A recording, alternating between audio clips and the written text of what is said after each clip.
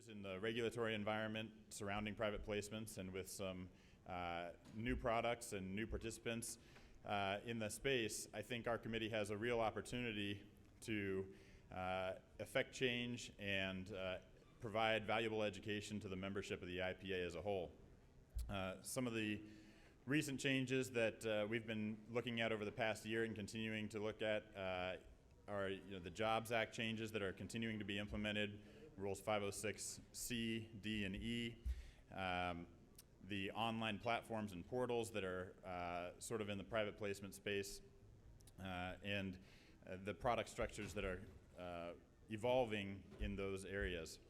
Our committee tries to be really proactive rather than reactive, with a focus on advocacy in addition to education. And really some of the highlights that we've had over the past year have come around those regulatory and proactive approaches. So back in April, while we were in Washington, D.C. for the Hill Day, we took the opportunity to meet and sit down with the SEC and have a discussion with Sebastian Gomez and some of his folks about some of the topics that are important to the private placement space, and got some really good feedback.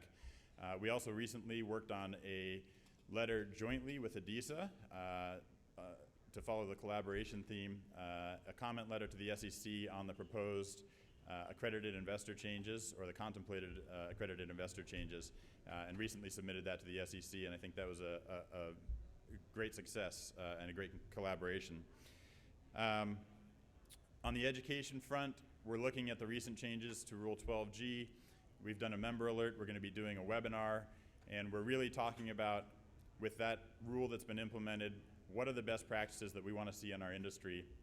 And we have a real opportunity here with something that's already in place to get at the front end and drive the way the industry reacts to that. So we're a very active committee, and like I said, very focused on advocacy and being proactive. We're an open committee, so anybody that's interested in the private placement space, I encourage you, join the committee, and we'd love to have your help and participation.